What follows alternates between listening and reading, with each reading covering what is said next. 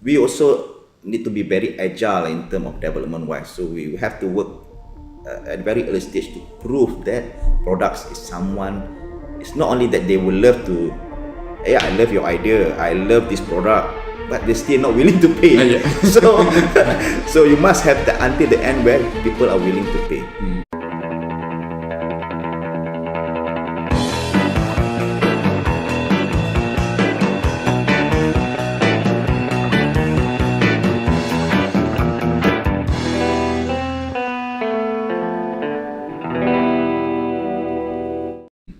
Hello and welcome to our newest episode for Startup Zone Talk. Today I'm with Dr. Mazlan Abbas. Thank you very much for coming, Dr. Mazlan. He is the CEO and co-founder of FAVORIot, an IoT evangelist, and we're going to have a technical talk today about IoT. But first, I would like to give you the chance to introduce yourself a little bit. Tell us where you're from, where you grow up, the schools that you did, and then maybe also like your doctor title. Just feel free to. Okay, thank you very much, Patrick. My name is Mazlan Abbas. But to tell the whole story of my life is very long because of the age, I would say. But anyway, I'm from Johor, so I would consider myself as a baby boomer, I would say, but baby boomer with high-tech skills and talent and all that. Because during my early days of my schools, I was in Johor Bahru. Later, when I moved to Kuala Lumpur, my secondary school in Ampang Boys School. Later, I went to the university in University Technology Malaysia.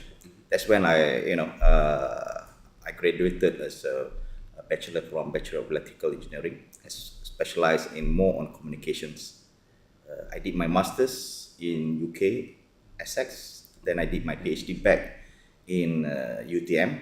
Okay. It's my own my university. For that, I was a lecturer after I graduated as my first degree, and from there, that's what my interest is to get more into the research areas. So we formed research group in the universities together with the lecturers and all that. So we designed ISDN, Integrated Services Digital Network.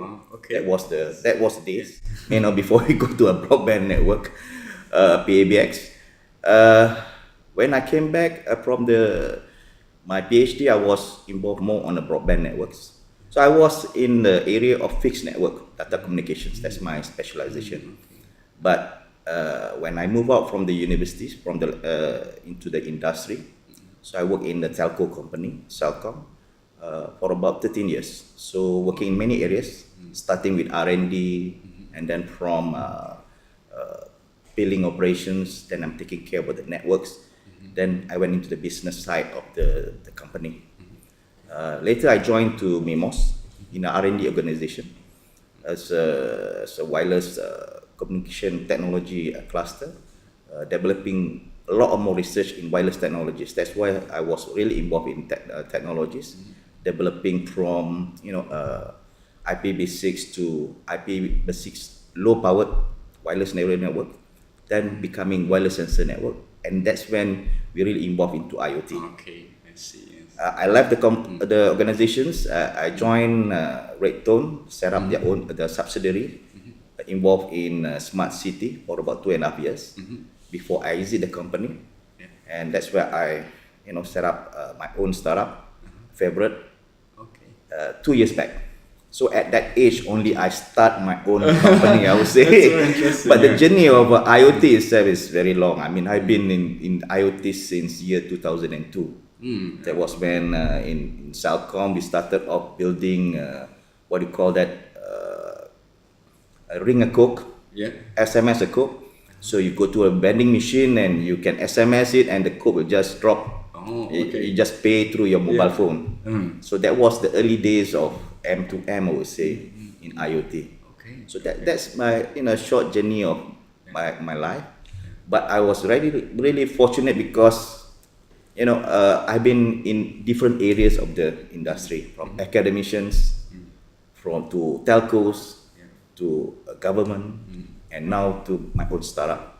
So I hope that kind of journey really, brings me a lot of knowledge to I do think something so. different. I think so. There's like a different that from what you hear usually, right? It's like people after the university study, then they create their own company. I think your approach different, and you get a lot of experience first, and then maybe it's an easier way also then to run your first startup. Some people say that, if you're too old, sometimes you bring a lot of baggage with you because you have undergone a lot of things. Sometimes you feel that you can't do a lot of things because that kind of experience. Yeah. But if young people might have a different thoughts because they don't have anything in the back, they're still fresh, and they feel that they can do a lot of things. But I think as people like us who are experienced already many years in the organizations know where to go, where to start, what not to go, what not to do. So that's something that I bring forward as a entrepreneur, I would say. Very nice. Yeah. Okay, that's great. Thank you very much. And let's talk about your startup favorite a little bit later. Let's dig into IoT first, as you're like really an expert, and as you said, since 2002 you're working in this area. So maybe you can give our audience a little bit an overview of what IoT is. Many people still still have no concrete idea. Maybe you give some use cases, how or what it means. What is the parts of IoT from your point of view, the definition? I think the word IoT comes from Kevin Ashton. That's what we call the father of IoT, I would say. That was in 1999. But to simplify the definition of IoT, I would say let's take a look at three main components of IoT. Then you can classify that these solutions is indeed an Internet of Things solution. The first one, you must have sensors. So sensors can be almost, humans have 5 senses, and sometimes people have 6 senses. But normally you have 5 senses. That 5 senses, you can turn the analog part of the sense into something digital. The things that you see become a camera. The things that you listen, from the hearing, you can become a microphone. So all of this can be digitalized.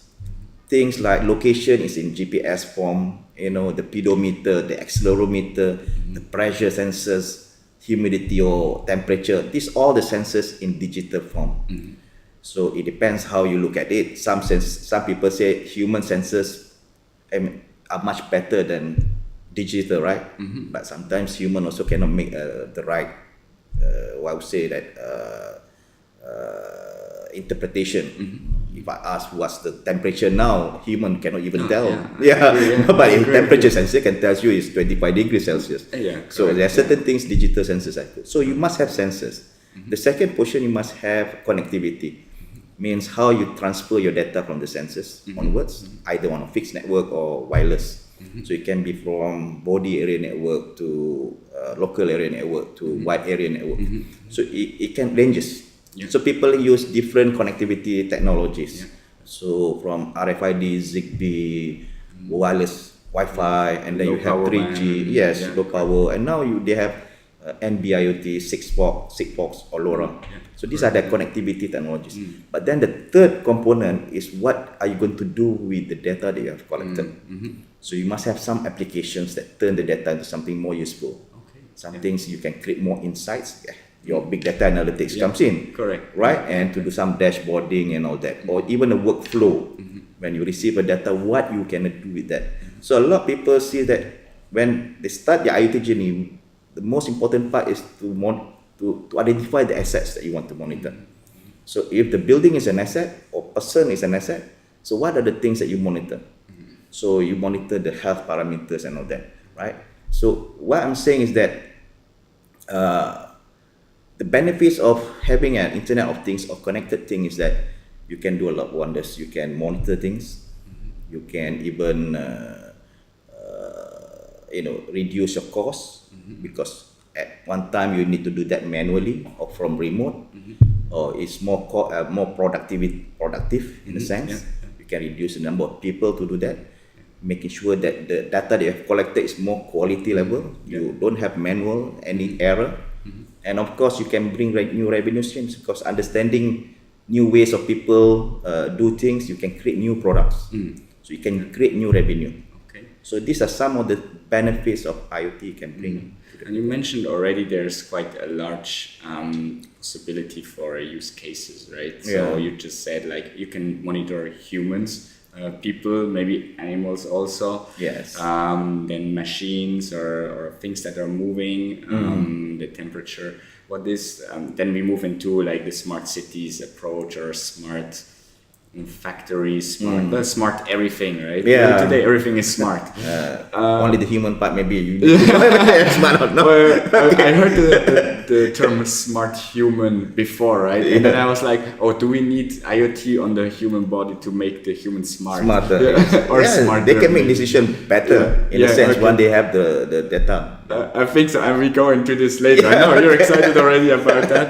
Let's take one step back. I wanted to ask you also, there's a lot of news currently about the 5G coming up and the connection with IoT. Can you explain what is the connection? How do you see how 5G would really even better enable or advance the IoT? There are two things that are coming in the trend. 5G that you mentioned, and maybe another one I would like to highlight on the industrial revolution, 4.0 thing. Yeah, Okay, the 5G, it's just an evolution of the current mobile network that we are looking at, what we call the IMT 2020. We have undergone through all the technology cycle, the mobile evolution from the first generation, which is mobile. And then we have second generation, which is more on GPRS, low speed data. And we start to have more speed on 3G using wideband CDMA, the 4G using LTE advanced. Now with the 5G, they have a lot of other parameters, which is latency is like 1 millisecond, the density and the mobility, how fast you can send data while moving is also like 500 kilometers per hour. So this new characteristics of 5G also brings a new kind of applications, which you have never imagined before. I give an example. Let's take a look at in the industry or like automobile industry. What technology can you apply? So I'll look like the different phases of maturity of IoT. IoT can play a role from normal first generation up to 5 generation, but depending on the needs of that particular application. Monitoring of a car, you don't need 5G. You need a simple SMS or GPRS. That's sufficient for you to do that. But the moment you have more sensors, which on the second phase of IoT, which is what we call control, you need to have more sensors and faster action. So you need 2G most likely in digital. You need 3G, for example, much faster, so that you can do from remote, and a lot faster. Then you do a lot of the third phase. You have optimization of the car. You want to know how you want to send more data to the workshop. You need 4G to do that. But 5G is a 1 millisecond latency. And that industry will bring a new kind of application in the industry, autonomous car. So you will see people who can control of vehicles and vehicles are talking each other. You can control cars in a very short time because you can't have a delay of more like 10 seconds, millisecond, and you can have accident, right? So 1 millisecond delay will be very transparent and very fast reaction for the car. So applications like robotics in the industry, like manufacturing sector, so you need action which is very fast from the robots. You need that kind of delay. In operations, healthcare industry, you need operations from remote. You don't want something which doctor make an instruction and you take 10 milliseconds to like remote surgery or remote something surgery. like that. So you need 5G to do that. So in that, it's mostly about the speed, really, it's or speed, like how, bandwidth, and that. So that requires the 5G. Of course, there are certain things that you still can run on the normal 3G or 4G. Sure. Or even the IoT networks that we are seeing now, like Sigfox, LoRa, can do that. Correct. Okay, very interesting. And the other one you just The mentioned is Industry the Industry 4.0.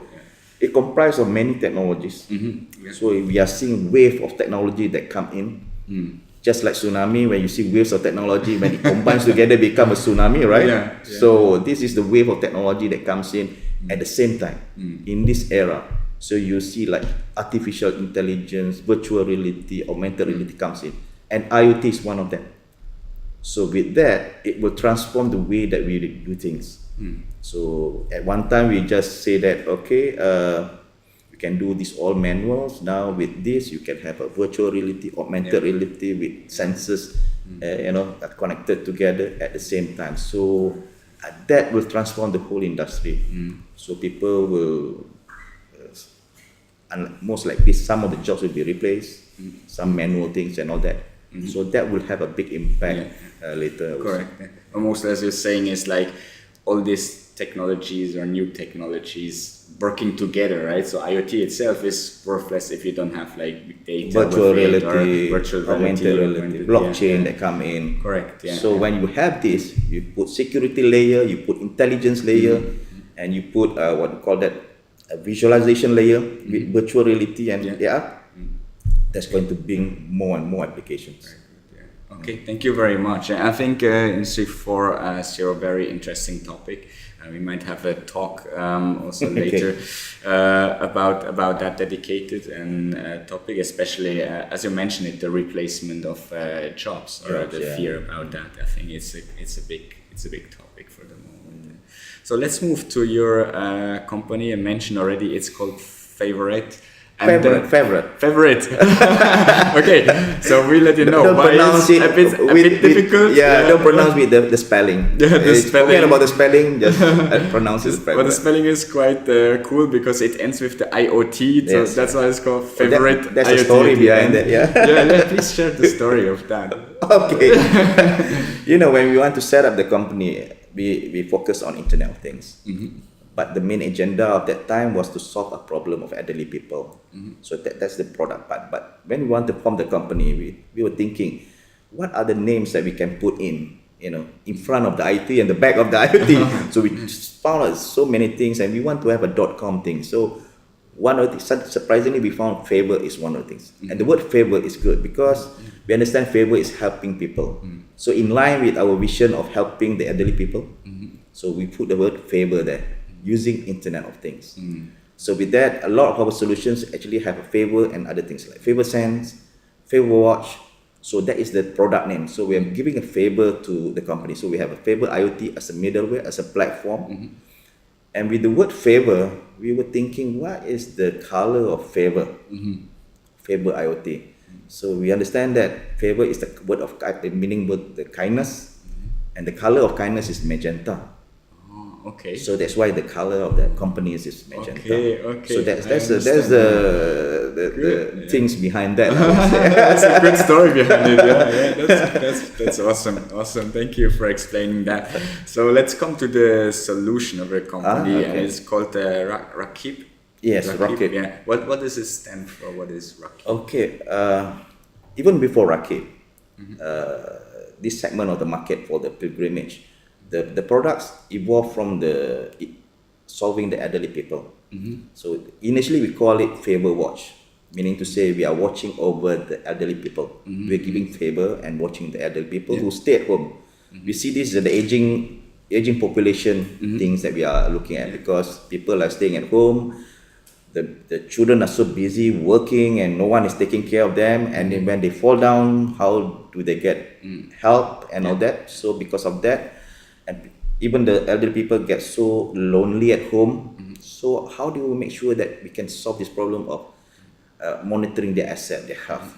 So we developed a solution called Favor Watch. Yeah, please show the watch. But I saw it before. Yeah, the initial model is not this. The initial model is there's a different model. But then you mentioned just now about Rakib. Then we understand that early last year in February, when I came back from my Umrah. So that's why I realized that can I do the same thing monitoring the pilgrimage going to Mecca? So and the pilgrimage have the same issue. No one is monitoring them. If they get lost, if they go missing, no one knows where they are. So I want them to use something which is easier rather than having two devices to do this. They just wear a watch. You just have only the watch, right? The watch itself. So again, two main use cases you have currently. You started with the elderly care, and you now going to the pilgrimage mainly for Hajj, right? And Umrah. Yeah. So that's why when we work on that segment, the name have changed. The word Rakib comes from an Arabic name, Arabic word. Raqib means overwatch, watching you. Okay. So that's where the name is being used as watching the person doing the pilgrims. So besides GPS, I understood. What other sensors does the device have, or what can you monitor with it? So there are a few things because we are monitoring the health and the security. So we have like just normal contacts. You have blood pressure. You have heart rate. You have ECG. So the wonderful thing about ECG, it will translate the information into your physiological age. So if I'm 58, with my real health, it can show I'm 48, for example. So I'm 10 years younger. Okay. So it will show that. And also show the fatigue level. How many percent you are fatigued, you are tired and all that. So normally when I came back from Umrah recently and it was, very tiring there, it shows that I'm beyond 50%. So I'm quite tired because moving around and all that. But location wise, you can actually, it's all about getting others to monitor you. Yeah. So you have an app like here to monitor the person from For the elderly care, it will be your children or doctors. For the pilgrimage, it will be the event organizer or also the family at home. So so the idea for the Raqib is two stakeholders to monitor you. One is the family members at home who is going to be having a peace of mind. My parent is doing this, and where they are. And the second one, we allow the travel agent or the Hajj authorities to monitor them. So when they go under that umbrella of that authorities, they are responsible to take care of their pilgrims. So we call them mutawif or the officer in charge. So the officer in charge will have a Raqib app like this. So they will monitor where you are. So you know their location and the areas that you have been frequently. And if there is any cases of emergency, you can see the red button here. They just press the red button and alerts will be sent to the authorities. So you know alerts where they are. So they can see where they are basically. Because what we have to understand, or people have to understand, is that during Hajj, I just read before, it's a massive event, right? There's up to 2 million. Yes, 2.3 million people every year coming there, and it's like during the duration is only 5 days, right? That means so many people at a very small place. I saw some picture also. It's really crowded, so I think it's easy to get lost. Or I mean, if you're responsible for a group of 20 people, very difficult to keep them all together all the time. Because you are staying over there, for example, in Arafah and Mina, is a big field, and the tent look very similar. You're wearing a white robes, which is very similar. So you can see almost everyone is similar to you. So most likely you will be lost if you are not sure, because you can't communicate with the rest of the people because you are big other countries. Your languages are different, so communication wise is difficult. So there must be a better way. Previously there is a stampede happened in Mecca during the Hajj, and people die and people just don't know where they are. So when everyone runs away or they die and they just don't know where they are. So that's a big problem. So you must find a way for us to locate that. So here you have a geofencing too. So if you go out from your area, your officer in charge will be notified. Hey, you're going out. And when you come back to that area back, and then you monitor, you just come back. You just come back. So it's the same thing like elderly people, right? At home, your father just go out. I don't know that they're going out. Now you can geofence the area. Either 100 meter or 1 kilometer away from your house. That is interesting. I mean, security-wise, this is of course very impressive. But immediately, people would of course ask a question about privacy. Someone can see like at any time where you are or where you go, or even gives an alarm, or the guy goes somewhere he should not go. How do you see that topic, or is that even something people raise when they look into your solution, or is for people like the question for security much higher, so they don't care too much about, or is not a privacy question for them at all? How do you see that? It is different from like fitness where you are monitoring yourself. This is about security. So it's something about, it's not about you, it's about others to monitor you. So with that kind of conditions, that kind of market segment where you allow other people to monitor you, then they gave that permission that you can monitor us. So for that purpose. Yeah. So now, even the children can monitor several of their family members. The motorway can monitor several of their authorities because of that services. So in terms of privacy and all that, is because of that you allow that. In terms of security wise, we have authentication, we have passwords being generated, especially for them. And the data is meant for them, and we don't disclose any data except for the purpose of security level. Yeah. Okay. Yeah. I agree with you. I mean, in the end, again, you can monitor many health data, right? So when you see the heart rate gets too high over a large amount of time, then you can just connect with the person and say to maybe take a rest. Take a rest, yes. Before something happens. That's really an amazing solution. So when you talk about the market, when it's about 2.3 million people, it's the whole global. In Malaysia, it's about 30,000 people only going for Hajj. So it's not that big. But in countries like other countries in Bangladesh, India, Indonesia, they have about 100k or 200 over 1,000 of people. So that's why we actually now really seeking towards having that partnerships with other countries around the world.